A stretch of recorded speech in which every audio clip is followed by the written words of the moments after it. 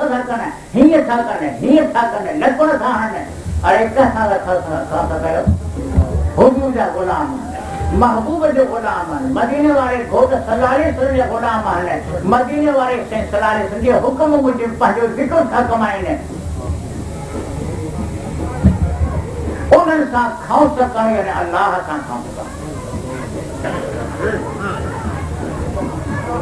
आख़िर में दुआ घुरंदासीं हिन खां बाद में जेके फ़क़ीर ईंदा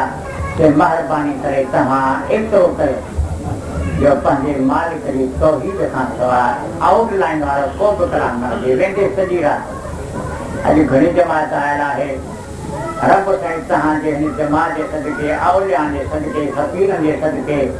गौसन जे सदके कलंदर जे सदके अब्दाल जे सदके मुजद्दिदन जे सदके कुतुबन जे सदके गौसन जे सदके महबूब करीम सल्लल्लाहु अलैहि वसल्लम जे सदके महबूब जे सदके की दुआ कबूल कर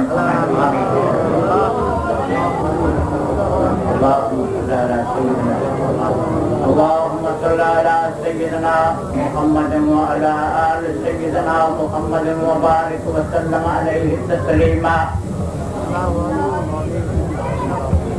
اللهم استرنا بسترك الجميل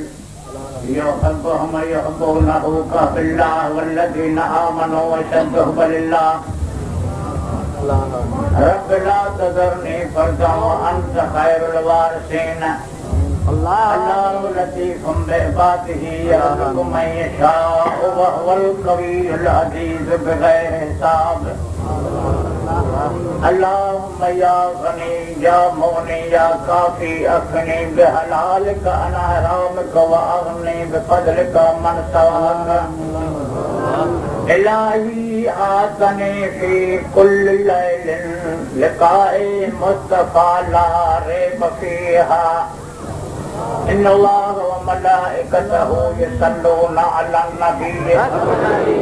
يا أيها الذين آمنوا صلوا عليه وسلموا تسليما اللهم صل على سيدنا محمد وعلى آل سيدنا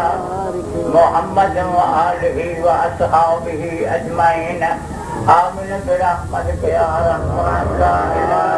إلا أنت محمد رسول الله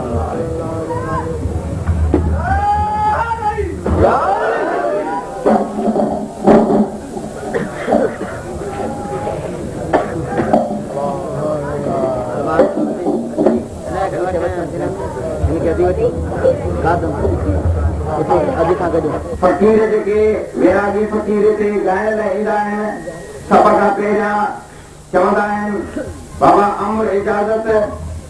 नाले में अमर इजाज़त जी ॻाल्हि कंदा आहिनि पर जेकॾहिं ऐलान थींदो आहे त बाबा फकीर फलाणो ॿ कलाम ॻाईंदो त 8 कलाम ॻाए ॾींदो आहे इन अमर इजाज़त जी ॿी माना इहा आहे त महफ़िल में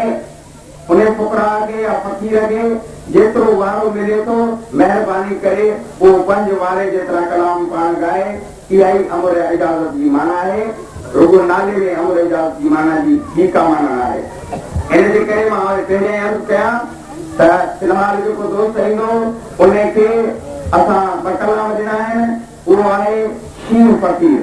त उहा पंहिंजे तंबूरे जी तार खणी ऐं अचे स्टेज खे भेड़ो थिए ऐं पंहिंजो रंग रचाए ऐं सभिनी महबतनि खे रिझाए ऐं पाण अची पंहिंजो रंग रचाए शीर फकीर